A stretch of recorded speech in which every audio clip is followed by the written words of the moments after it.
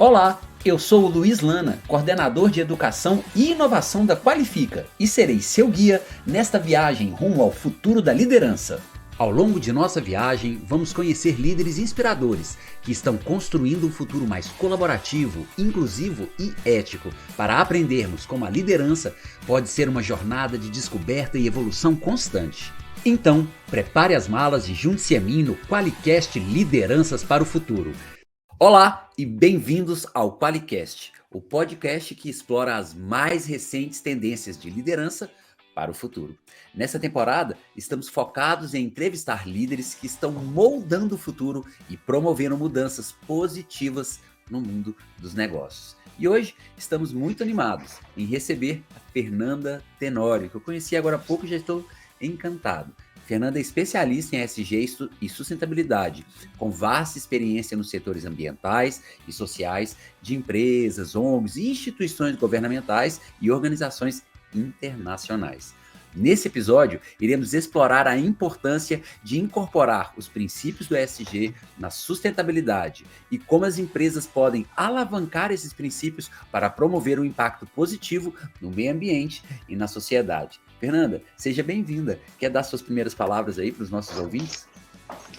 Oi, Luiz. Queria agradecer o convite. Estou muito animada para estar aqui, falar um pouquinho da minha experiência, do que eu sei. Então, muito obrigada, pela oportunidade de estar aqui no Qualicast. Legal demais. A gente está super animado também. Bom, pessoal, a gente vai começar aqui direto o nosso primeiro bloco. E agora a gente vai explorar os princípios do ESG e entender como eles são aplicados na sustentabilidade. O que significa ESG? Quais são os principais pilares que compõem a abordagem do ESG? Como as empresas podem incorporar esses princípios em suas estratégias de negócio? Esses são os principais temas do nosso primeiro bloco em que a gente vai tentar entender os princípios do ESG. Fernanda, já quero te passar a palavra com uma pergunta.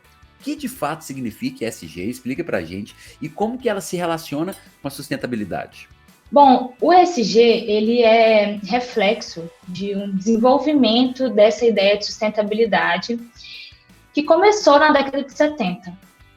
Então, na década de 50, a gente teve um grande crescimento econômico mundial, que foi uma época que a gente chamou de a grande aceleração. Então, as economias cresceram exponencialmente e também com as economias cresceu os impactos ambientais, a poluição, todos esses problemas aí que a gente tem debatido, os problemas ambientais. Então, depois desse cenário de crescimento econômico, crescimento de impactos ambientais, começou a surgir essa preocupação. E aí? E o meio ambiente? Como é que a gente vai fazer para vamos continuar crescendo assim, indefinidamente? E aí, na década de 70, um grupo de economistas publicou um estudo que chama Os Limites do Crescimento. Foi um estudo muito, muito controverso na época e ainda porque foi uma preocupação que eles demonstraram com esse crescimento econômico desenfreado, e as consequências dele. Então, eles usaram um modelo econômico e eles chegaram à conclusão de que se a gente continuasse nesse modelo de desenvolvimento atual, as coisas não iam terminar bem para a gente. A gente ia esgotar os recursos, a gente ia viver um planeta extremamente poluído, onde talvez a vida humana não seria mais possível. Então, esse debate, a agenda de sustentabilidade, esse é o primeiro marco da sustentabilidade na agenda global. Mais para frente, como essas ideias foram consideradas muito radicais, mais para frente a gente desenvolveu a ideia de desenvolvimento sustentável. Isso foi um termo que apareceu no relatório Nosso Futuro Comum, na década de 80, se não me engano, 87. E esse relatório trouxe ideias de como a gente pode continuar nos desenvolvendo e sendo sustentável. Então, foi aí que o termo sustentabilidade ele se consolidou mesmo, que aí a gente começou a falar de sustentabilidade ambiental e um pouco social. O ESG, na verdade, a gente está falando muito desse termo recente, principalmente de 2020 para cá, mas ele não é um termo tão novo assim. Na verdade, o primeiro rating né, os ratings ESG, que classificam empresas de acordo com suas práticas ambientais, sociais e de governança, ele surgiu em 1999. Né, uma empresa criou esse rating que era para orientar seus investidores a fazerem investimentos mais sustentáveis. Então, eles classificavam as empresas de acordo com suas práticas ambientais, de governança, o que elas comunicavam, e aí quem queria investir seu dinheiro de maneira sustentável podia. Mas isso na época era muito incipiente, muito pouco falado. Em 2003, 2004, foi publicado um relatório da ONU, onde eles trouxeram esse termo ESG de novo, e a partir daí essa nomenclatura só foi se fortalecendo.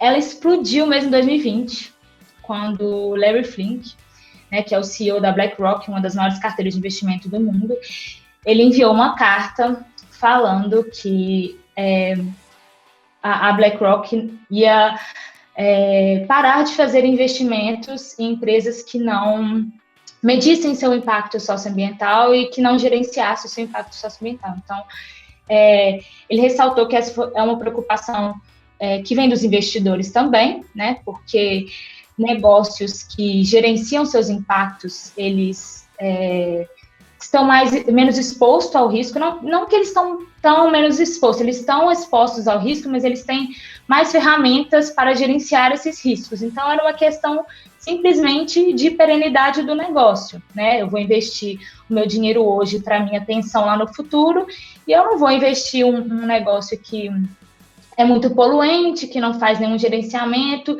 e que a tendência que a gente tem visto são os governos ficarem mais, restringirem mais atividade, né, colocarem mais regulamentações. Então, está se afunilando aí. E as empresas que já estão preparadas para lidar com esse futuro, que já medem seus impactos, que já monitoram, que têm um plano de ação, né, para gerenciar esses riscos climáticos, por exemplo, elas vão sair na frente, até em termos de investimento também. Legal. Antes de eu passar para a segunda pergunta que eu tinha preparado aqui para gente, para esse papo, eu gostei muito da sua resposta e fiquei curioso aqui para perguntar assim. Vou pegar o gancho logo do final da sua fala, quando você disse que as empresas que apostarem nessas práticas saem na frente, inclusive no que tange investimento. Você pode deixar isso mais claro para a gente? Saem na frente como? E quem é que vai investir nelas? Bom, a gente está vivendo um mundo extremamente dinâmico, né? Onde cada dia surge uma coisa nova e o mercado está ficando mais exigente. Okay. A gente vê que os consumidores estão mais exigentes, eles estão buscando marcas mais sustentáveis. Uhum. E os governos também estão ficando mais exigentes, eles estão demandando mais das empresas no que diz respeito a impacto socioambiental. Okay. Esse ano, por exemplo, né, já entrou em vigor a Resolução 59 da Comissão de Valores Mobiliários. Ela foi elaborada em 21, se não me engano, e entrou em vigor em janeiro desse ano. E ela obriga empresas de capital aberto a reportarem alguns indicadores. Como que a estratégia da empresa, as ações da empresa se relacionam com os objetivos de desenvolvimento sustentável, se a empresa mede, né, as suas emissões, se faz inventário de carbono, e se faz, né, como que ela está, onde que ela pretende chegar, o que ela está fazendo, o que ela está implementando para reduzir suas emissões. Então, uma série de indicadores estão sendo demandados dessas empresas de capital aberto. E, ao que tudo indica, né, esse cenário se tornando mais exigente, a tendência é que essas regras extrapolem, né, que no futuro elas vão ser aplicáveis a um número maior ainda de empresas. Então, por isso que você vê essa corrida pelo ESG, né, que surgiu, porque a demanda está vindo muito mais rápido do que as empresas estão preparadas para lidar, pelo menos aquelas empresas que não monitoravam seus impactos antes. É claro que, igual como eu disse, a sustentabilidade é um tema aí de décadas, e as empresas que realmente se preocupam em criar um impacto positivo, né, social, em reduzir o seu impacto ambiental, ou até mesmo gerar impactos positivos no meio ambiente, regenerar, elas já estão com práticas aí bastante consolidadas, elas já fazem relatórios de sustentabilidade há muitos anos. Então, quando essas regulações vierem de fato, né, com tudo, e elas já estão preparadas para isso. Então, empresas que têm investido em ESG, elas declararam melhoria de reputação, né, organizacional, elas declararam que elas conquistaram novos mercados, que elas têm mais facilidade em obter financiamento, investimento. Então, são diversas vantagens competitivas por ser uma empresa ESG. Se tudo mais falhar, pelo menos é um belo de um branding, né? Exatamente, exatamente. Mas com certeza não vai falhar. Pois é. Fernanda. Assim, muita gente fala, né? Será que é mais uma moda? Será que vai passar? Por ver que o mercado financeiro está tão engajado com isso, e por ver que, porque eu como ambientalista, né? Eu tenho minhas motivações ambientais e sociais, eu acredito que a gente deve ser a nossa melhor versão, independente disso, né? O lucro ele não pode vir a qualquer custo, mas a gente sabe que na realidade tem muitas empresas que não estão tão preocupadas com isso. Então, tá chegando a hora de que elas vão ter que se preocupar, por bem ou por mal, né? Ou por querer criar impacto positivo, ou por sofrer as consequências negativas de não se enquadrar nesse modelo, né? Elas vão perder espaço no mercado. Nossa, eu acho que, bom, eu estou de acordo com você, imagino que quem está nos escutando e assistindo também. Eu ainda que não seja na prática ambientalista, eu me sinto alguém que pensa como né? Mas eu gosto de olhar para esses assuntos de uma forma mais prática, e aí eu entendo realmente a movimentação do mercado, inclusive das pessoas que trabalham com ESG, para fazer que isso tenha sentido para as empresas, ainda que o sentido seja através do lucro. E eu acho que aqui cabe a segunda pergunta que eu preparei para você, que é assim, você poderia falar um pouco mais sobre os outros 2 pilares do ESG para a gente, ainda que por alto, e tentar dar uma dica prática para as pessoas, empresários, os líderes que estão nos escutando, sobre como que essa galera pode incorporar dentro da sua estratégia de negócio. Você já começou a falar no final da sua última fala, né? Mas vamos tentar ser um pouco mais didático para os nossos ouvintes. Como esse executivo pode incorporar as práticas de ESG na sua estratégia de negócio. Então, falar um pouquinho sobre os outros 2 pilares e aí a gente citar a estratégia de colocá-los dentro da prática. Beleza, então vamos fazer um passo a passo bem simples. Para as empresas que querem começar, por exemplo, né, a iniciar essa jornada em ESG. Primeiramente, o que elas têm que fazer? Elas têm que construir a sua matriz de materialidade. O que é materialidade? São os temas materiais que tangem a atividade daquele negócio. Então, por exemplo, a gente tem o ESG, né, os impactos ambientais, as perspectivas sociais de, por exemplo, diversidade, inclusão e os temas de governança. Nem todos os subtemas, vamos dizer assim, dentro do ESG são tão relevantes para todas as empresas, né? Então, vamos supor, uma empresa de internet, por exemplo, talvez, né, que funciona mais no mundo digital, talvez emissões de gás carbônico não seja um tema tão relevante para ela reportar. Mas, por exemplo, LGPD, que são as segurança de dados, super relevante. Então, os diferentes setores, eles têm diferentes demandas, né, e eles têm aspectos mais relevantes ou não para o seu negócio. É claro que tem aspectos que são relevantes para todos, né, por exemplo, transparência, a própria diversidade, mas a construção da matriz de materialidade é para ela descobrir, ela entender quais são os impactos que o negócio está causando, né, e para ela poder começar a medir e monitorar isso. Então, para fazer uma matriz de materialidade, normalmente você faz um benchmarking, né? Inicialmente faz um benchmarking de outras empresas do mesmo setor, o que elas estão reportando. Você engaja com seus stakeholders, então você, por meio de entrevistas, encontros, você dialoga com eles para entender quais são as demandas, o que eles acham que é interessante, o que eles acham que é relevante no negócio. E você também pode fazer uma análise de mídia para ver o que sai aí nos jornais, né, o que o pessoal publica. Vou te dar um exemplo. Há poucas semanas atrás, saíram várias notícias de empresas que estavam usando trabalho escravo, né? Análogos à escravidão, né? Tudo bem que talvez não era diretamente empregado deles, mas era um fornecedor, era na cadeia de produção deles.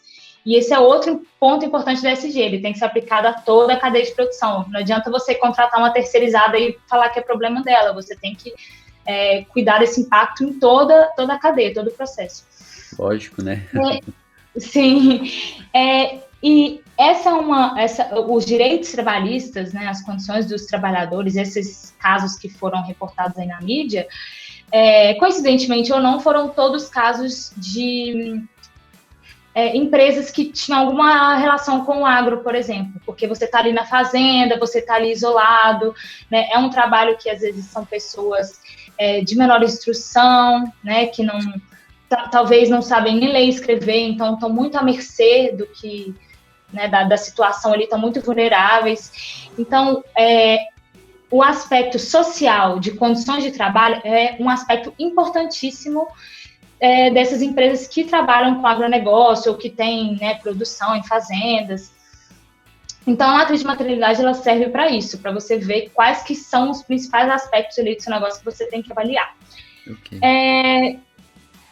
Construindo a matriz de materialidade, né, o que é mais relevante para os stakeholders, o que é mais relevante para a empresa, você pode priorizar, você pode fazer, olha, o que a gente dá conta de fazer aqui, né, considerando orçamento, considerando capital humano, vamos pegar esses indicadores aqui, né, esses assuntos que pareciam ser os mais relevantes, considerados pela sociedade, pelos nossos acionistas, vamos trabalhar com eles. Dentro desses assuntos, quais que são os indicadores que a gente pode medir, né? Em termos de emissão de gás carbônico, a gente pode medir as nossas emissões totais, a gente pode medir as nossas emissões por produção, né? Porque aí a gente mostra o quão eficiente a gente está se tornando.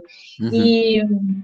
E isso é um indicador muito importante para as empresas, porque, principalmente para aquelas que estão crescendo, às vezes as emissões totais delas estão aumentando, mas é porque a empresa está crescendo muito, mas talvez a emissão por produto está diminuindo, porque ela está se tornando ali mais eficiente no processo de produção, ela instalou filtros, por exemplo, né, para captar esse CO2, para reduzir a emissão de CO2, então, ela vai ter que elaborar os indicadores específicos.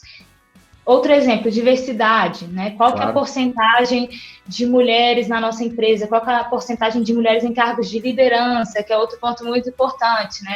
Várias empresas falam, não, nós somos diversos, nós temos muitas mulheres, tantos por cento de mulheres, mas quando você vai ver a diretoria executiva, são só homens mais velhos, não tem pessoas jovens, não tem mulheres, não tem negros, então a questão da representatividade é muito importante também.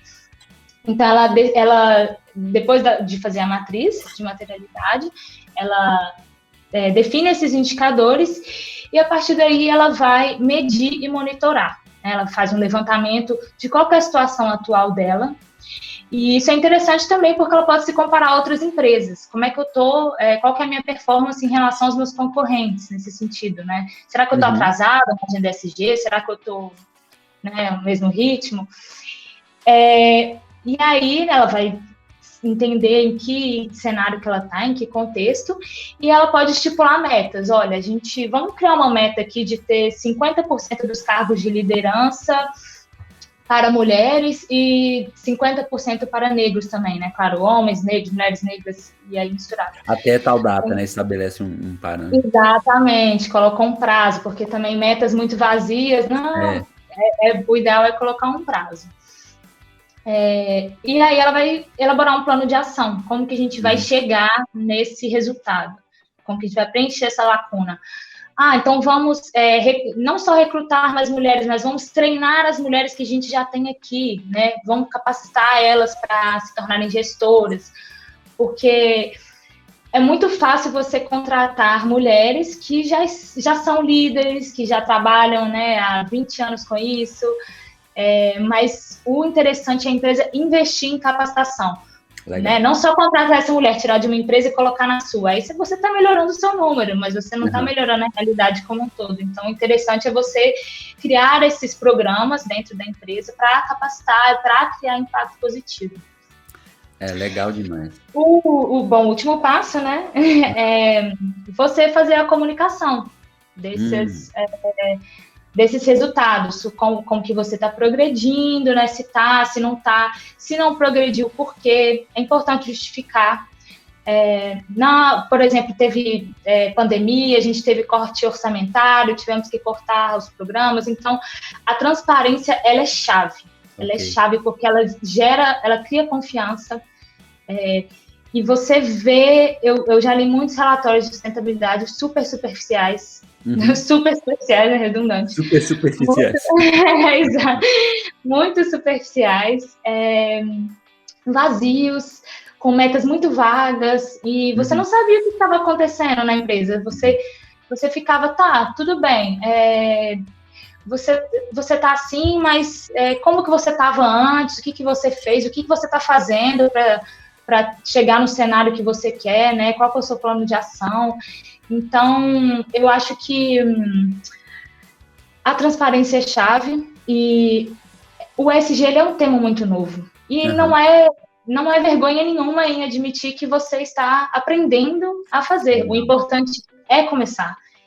E muitas empresas querem começar a comunicação, fazer a comunicação antes delas começarem as práticas. Então fica Aham. aquele o famoso greenwashing, né? Você fica ali enchendo linguiça ali no relatório, mas não tem nem nada para mostrar, não tem número, não tem conquista.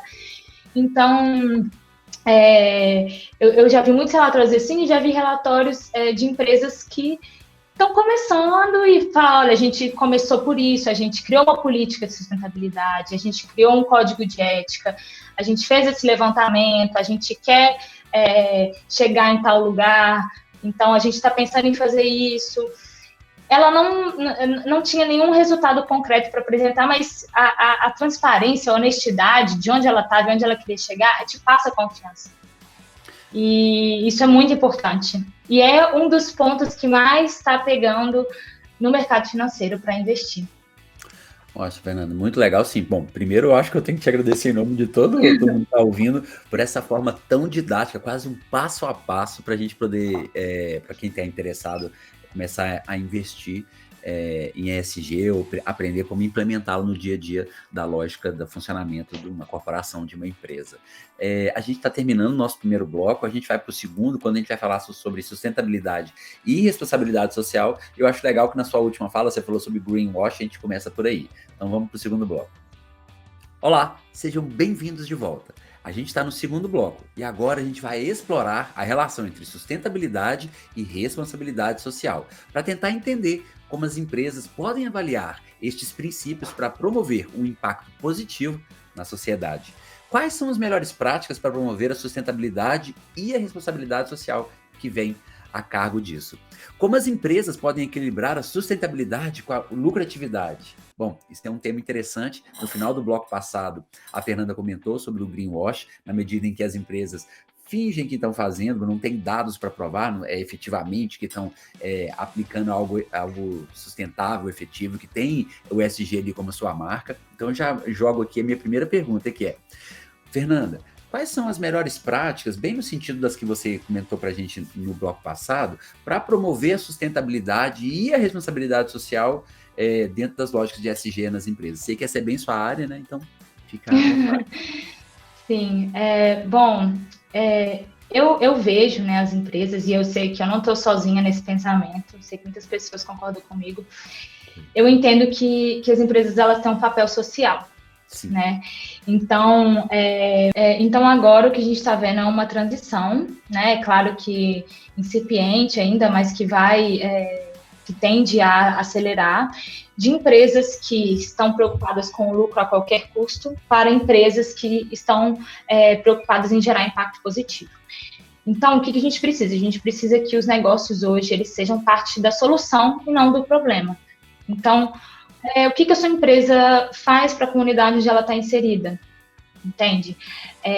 Uma empresa que produz bens de consumo, por exemplo, ela está tirando algo ali da natureza, ela está tirando um recurso da natureza, né? Uhum. E a natureza está recebendo por isso? Não está. Legal. A comunidade, o entorno da sua fábrica, ela mora ali, né, sua fábrica está ali, e ela pode estar respirando um ar poluído, pode estar tendo acesso a uma água contaminada, que é resultado da atividade de uma empresa. Então, o que a gente precisa é que os negócios eles entendam que a gente está dentro de um sistema, a gente é interdependente. Então, nenhuma ação fica sem consequência. E você pode, né, muitos negócios estão preocupados com o lucro imediato agora, né, a curto prazo, mas a gente também tem que pensar que no futuro próximo, se não tiver recurso, não tem produção. A gente depende também da saúde dos ecossistemas. Os negócios que eles são conscientes e transparentes, eles pensam mais no coletivo. Então, você tem a sociedade recebe eles muito melhor, de maneira muito melhor, do que os que pensam no lucro a qualquer custo, né? A questão da transparência, que é algo muito importante sobre o qual eu falei antes, a gente tem um exemplo aí recente, né? Não vou citar nomes por uma questão ética, de uma empresa que ou fraudou ou deixou passar erros muito graves nos balanços financeiros. Então, está aí com um rombo de bilhões, o que pegou muito mal na questão da governança, né? E são relatórios financeiros que foram auditados por uma organização externa. Então, como que tanta gente deixou passar esse problema?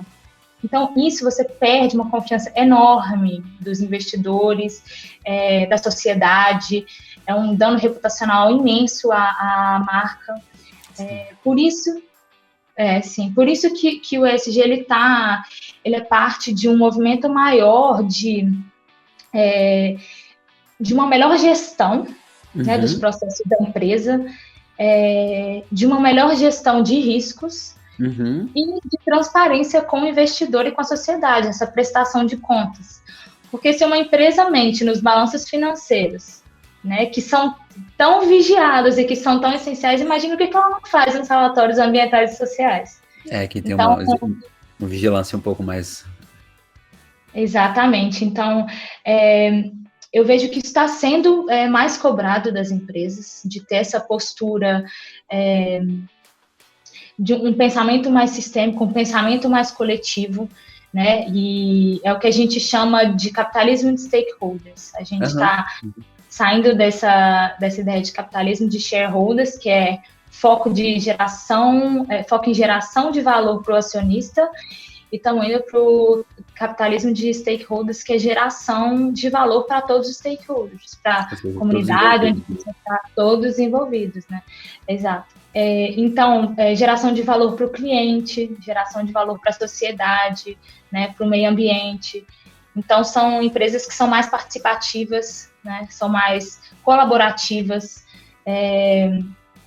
geração de valor para o colaborador, que é algo que a gente está vendo demais, principalmente depois da pandemia.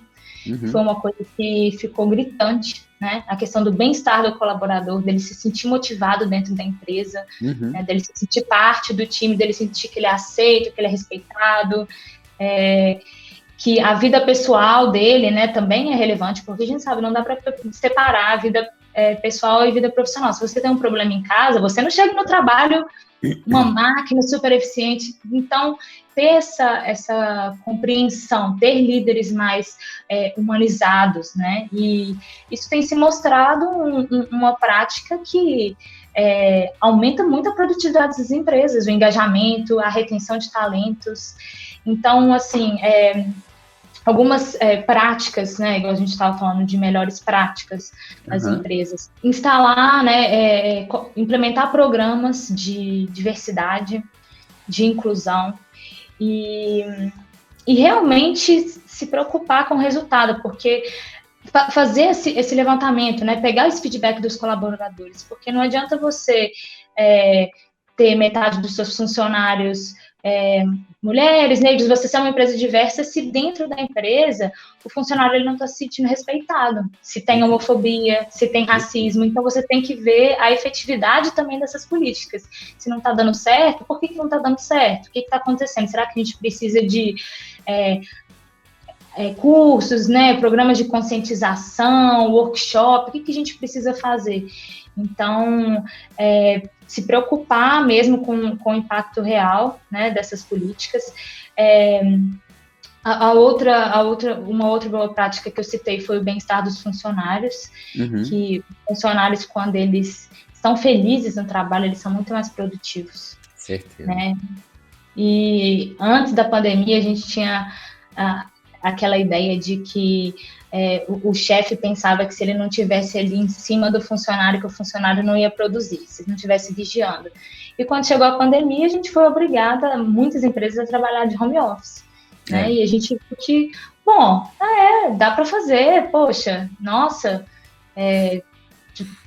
claro que no início, né, a gente teve dificuldades, mas hoje, quantas pessoas não trabalham de home office e estão produzindo, você está em casa, você consegue olhar uma coisa ali, né, passar mais tempo com a sua família, muitas pessoas trabalham mais em casa, porque você está em casa, trabalhando até mais tarde, exatamente, então, você poder conciliar essas demandas pessoais e profissionais, né, as pessoas estão muito mais satisfeitas. Então, depois da pandemia, a gente viu que o bem-estar das pessoas, né, a saúde mental, psicológica, a própria conciliação de vida pessoal e profissional, a felicidade dos funcionários, né, no trabalho, se ele sente que ele recebe autonomia, né, que ele recebe confiança da liderança, como que ele produz muito mais, ele está muito mais engajado, né, com aquela empresa, muito mais motivado a ficar.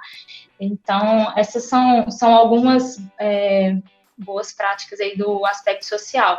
Do aspecto ambiental, buscar sempre monitorar, medir os seus impactos, né, se tornar mais eficiente. Então, você não gerencia aquilo que você não mede, é o que eu falo. Então, o primeiro passo é sempre medir e ver o que você pode fazer para melhorar ali, para reduzir o seu impacto. E colaborar, né, para a conservação dos recursos naturais. E em termos de governança, sempre transparência, ter comitê de sustentabilidade, né, por exemplo, ter pessoas, ter lideranças engajadas ali com aqueles temas, porque dificilmente os colaboradores vão estar engajados e dificilmente a sociedade civil vai comprar a ideia de que uma empresa é sustentável se os líderes não estão nem aí, se os líderes não estão engajados, se os líderes não são exemplos, né? Então, assim, nas reuniões que vocês têm, que a empresa tem estratégica, vocês dedicam tempo para discutir questões sociais e ambientais? Ou isso é considerado, né, à parte, superficial? Porque o que muita gente que trabalha nesses setores fala é que eles são, assim, quase invisibilizados, né? E que é muito difícil fazer esse trabalho, que eles sentem que eles estão ali para cumprir tabela, uma mera formalidade. Então, mostrar realmente que você está preocupado, que você está engajado. Isso começa pela liderança, com certeza. Oh, legal demais, Fernando. Que aula, né? Que aula. Eu acho que a gente já está terminando o segundo bloco, tá? E na medida disso, tudo que você explicou aqui pra gente, que são as possibilidades de como as empresas podem fazer para promover a sustentabilidade, eu acho que cabe aqui o tema do nosso terceiro bloco. Bom, você já é a terceira sócia da Arandu que eu estou entrevistando nessa jornada, e eu imagino, você vai poder explicar melhor pra gente, eu deixei esse final para você, a cereja do bolo dos três, para explicar de fato como é a atuação da Arandu. Eu imagino que vocês entram justamente em auxiliar essas empresas, esses negócios, esses executivos, a implementar essa série de coisas, questões, que você descreveu para a gente aqui na sua última fala. Então a gente vai agora para o terceiro bloco, em que você vai poder explicar isso melhor para a gente, tá bom? A gente se vê já, pessoal. Olá! A gente está agora no nosso terceiro e último bloco. A gente vai explorar a inovação sustentável e a importância da consultoria da Arandu, do qual a Fernanda é sócia, no desenvolvimento colaborativo e sustentável de pessoas e organizações. Como que a Arandu tem ajudado as empresas a promover a inovação sustentável?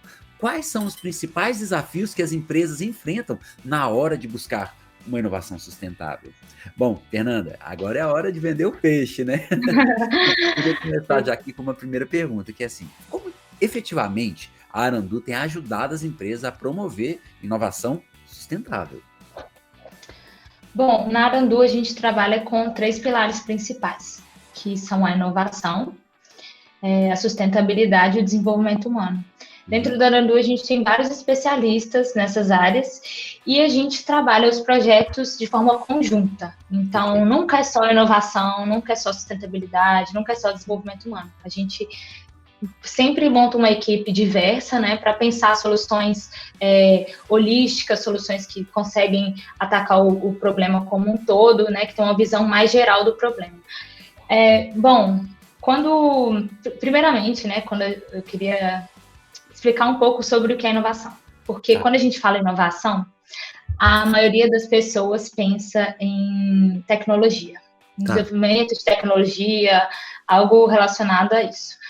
Mas a inovação, ela é muito mais do que isso, ela é um jeito de pensar diferente, né? Você olhar para o problema de uma maneira diferente, pensar de um jeito novo, atacar o problema de um jeito novo, né? Então, se a gente quer resolver todos esses problemas aí que a gente falou, né, de impacto social, ambiental, a gente tem que pensar de um jeito diferente, a gente tem que pensar fora da caixa, fora do que a gente tem pensado até então, né, de como as coisas têm sido até então. E em termos de inovação, a gente trabalha com processos de gestão da inovação, então pode ser através da criação de uma área de inovação dentro da empresa, de estratégias de inovação, montar um portfólio e principalmente integrando a inovação às diversas áreas da empresa. Legal. A mesma forma, a sustentabilidade, né? Porque a gente até brinca, né? Quem trabalha com sustentabilidade, a gente brinca que no mundo ideal não existiria um setor de sustentabilidade, porque todos os setores pensariam de forma sustentável. Isso ia ser básico, né? Ia ser a base do processo, a base da estratégia da empresa. Então, todos os setores teriam essa mentalidade. A mesma coisa com a inovação, né? Pensar de modo inovador, e isso é um processo difícil, porque, bom, como a gente falou de algumas empresas tradicionais, né, que tem um sistema muito de comando, uma hierarquia muito rígida, e isso atrapalha o processo inovador. Então, vertical, né? Exatamente.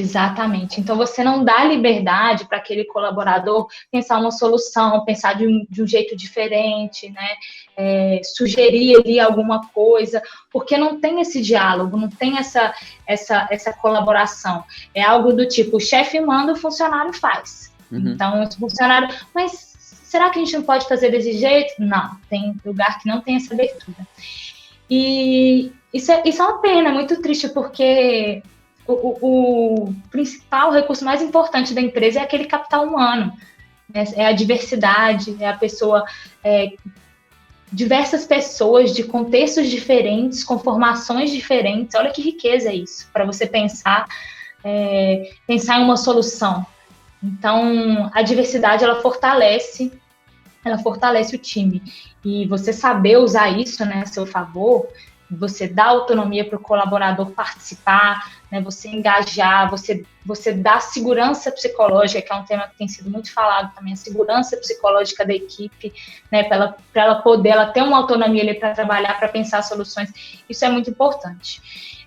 Então, a gente traz, né, da Arandu, a gente traz esse pensamento diferente. Olha, vamos largar aquele jeito tradicional de fazer as coisas, né? Muitas pessoas têm medo de que, se elas mudarem os sistemas da empresa, né, se elas flexibilizarem, se elas darem mais autonomia, elas têm medo de que aquilo vai perder o controle, de que não vai funcionar, de que a empresa vai perder dinheiro.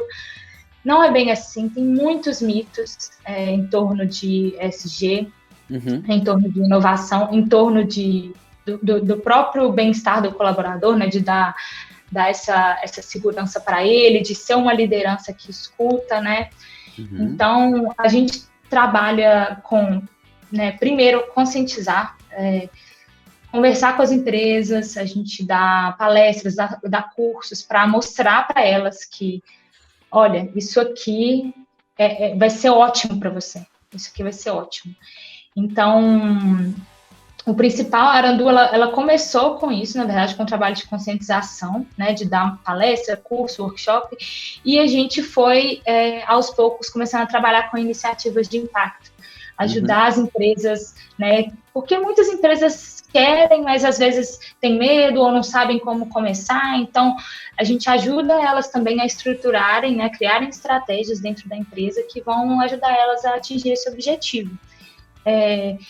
E, sim, dentre os principais desafios que as empresas enfrentam hoje, um deles é a capacitação, né? Às vezes, muitas empresas querem fazer diferente, querem ser mais sustentáveis, mas querem inovar, mas não sabem... exato, não sabem como, elas precisam de alguém que auxilie elas nesse processo, e a gente faz isso, né? Às vezes também é um problema de falta de orçamento, falta de capital humano, às vezes a empresa tem muita demanda, né, e não consegue cuidar de tudo. A gente trabalhou com uma empresa recentemente que é uma empresa enorme, enorme, enorme, e o setor de sustentabilidade da empresa são 2 pessoas. E, na verdade, é o setor de meio ambiente e sustentabilidade, ou seja, cuida de toda a parte de licenciamento ambiental, de todas as auditorias ambientais, de ISO, de certificação. Então, assim, é muito difícil, as pessoas, né, essas pessoas ficam muito sobrecarregadas. Então, isso diz muito sobre as prioridades da empresa, né? Olha, Fernanda, me identifico, tá? Como profissional de comunicação, já trabalhei em empresa que tem 5, 6, 7 mil funcionários, a equipe de comunicação é 3 pessoas, 4 pessoas. Eu me identifico com a angústia. Ô, Fernanda. Exato, então nem se esse profissional quiser fazer diferença, ele vai conseguir, ele precisa ter um apoio, sabe, da liderança, ele precisa ter um apoio ali, um orçamento mínimo, uma equipe mínima para trabalhar esses projetos. Com certeza. Eu acho que na sua fala aqui hoje, assim, super didática, super rica, cheia de conteúdo, tenho certeza que todo mundo que está nos escutando está adorando, ficou um pouco mais claro para quem tem boa vontade, qual que é a importância, como que dá para fazer, como que vai tirar a vantagem disso, seja de forma de agregar valor à marca, seja conseguindo investimento, né? Mas eu gostaria de caminhar para o final já da nossa conversa, do nosso podcast, tentando pensar uma coisa do bloco passado, se é que você me permite, para a gente explorar um pouco mais essa questão, porque eu acho que quem está escutando é bem interessado nela. Então, como que a Arandu está ajudando suas empresas parceiras ou clientes, né, a poder equilibrar quero tocar no seu ponto, a sustentabilidade com a lucratividade? Como que a Arandu pode ajudar? Se você quiser falar dos outros 3, pode falar também, mas eu estou provocando porque o podcast aqui hoje é com você, né? Como que vocês vão ajudar a empresa a ser sustentável e, junto com isso, lucrativa? Sim, foi bom que você tocou nesse ponto, porque a gente está trabalhando com sustentabilidade e ESG nas empresas, e um dos maiores mitos que tem é que ESG é só custo. Tá, tudo bem, você vai ter ali um custo inicial de definir uma equipe, de fazer alguns levantamentos, mas a longo prazo é a melhor coisa que você pode fazer para o seu negócio. Tanto em termos de perenidade, porque o seu negócio vai ser um negócio mais, não só sustentável do ponto de vista ambiental, mas do ponto de vista fiscal, regulatório, político, econômico, né, porque é isso que a gente está precisando, e é isso que os investidores estão buscando, empresas que vão durar, ainda mais nesse contexto, nesse mundo louco que muda todo dia, e a gente vê todo dia no noticiário das emissões de gás carbônico, como que a gente vai lidar com o aquecimento, como que isso vai impactar as empresas. Então, você mostrar que você conhece o contexto onde você está e que você está preparado para lidar com esses riscos, para o investidor é colírio para os olhos do investidor, né? Música para os ouvidos do investidor. Porque os investidores sempre buscam esses negócios de quanto menos risco, melhor. Claro. E um exemplo, né, de como essa agenda ESG está crescendo tanto. Hoje, a gente tem cerca de 36% de todos os investimentos globais estão em negócios sustentáveis. Então, está crescendo muito. Se isso não Olha é só, um quase exemplo, né? 40%. Se isso não é um Exatamente. exemplo totalmente basilar para poder mostrar a importância e a efetividade de trazer para o lucro, não sei o que mais vai ser. Exatamente. Então, outro benefício que as empresas podem ter, por exemplo, é a redução de custos operacionais. Sim. Porque elas melhoram os processos de gestão, elas podem implementar programas de melhoria de eficiência energética, e elas têm redução de custos mesmo, elas usam menos água, elas usam menos energia. Então, você pode ir desde o básico do processo produtivo ali na fábrica, quanto a sustentabilidade do negócio a longo prazo, né, da perenidade do negócio. E outro ponto também que empresas que implementaram ESG relataram foi a conquista de novos mercados, né, com esses consumidores ficando mais exigentes.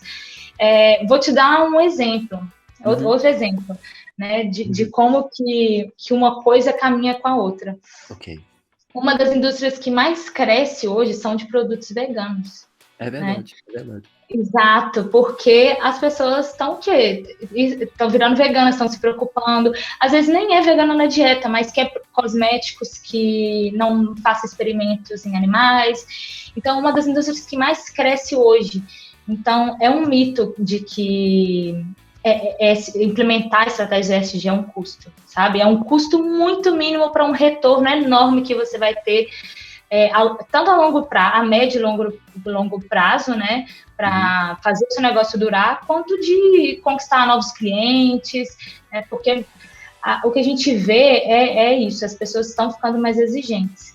E conforme você vai tendo uma sociedade mais consciente, que tem mais renda e que pode escolher, é um caminho natural, né, gradual e natural, que vai ser assim no futuro, que as marcas sustentáveis vão ter muito mais espaço, né, vão conquistar o mercado, e as que não estão vão ficar obsoletas, vão ficar para trás. Poxa, Fernanda, legal demais. Que aula, cara, que aula. Eu tô muito satisfeito em encerrar essa trilha, essa parceria, eu diria, né? O pessoal da Arandu fazendo esse passeio pelos pilares do ESG com cada um de vocês, né? Eu gostei demais, eu tenho certeza que quem está comigo aqui até agora também gostou.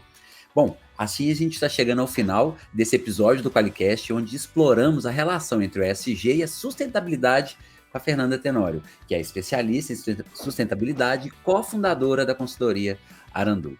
Fernanda, você gostaria de dar o seu adeus, o seu recado final para os nossos ouvintes?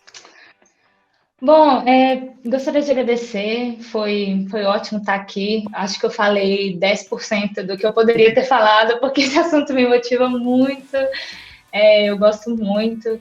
E eu fico feliz, assim, por ser uma ambientalista há muito tempo, né, há muitos anos, estou estudando isso. Eu fico feliz de ver que as pessoas realmente estão se engajando com essa causa, né? Há uns anos atrás eu era um pouco desesperançosa, né? Mas agora, vendo que as empresas estão tomando a frente, estão liderando, para mim está sendo incrível, está sendo muito satisfatório. Foi ótimo estar aqui, falar um pouquinho. Espero o convite para o próximo. Com certeza haverão próximos. Aliás, haverá mais coisa do que isso. Com certeza, coisas boas estão por vir.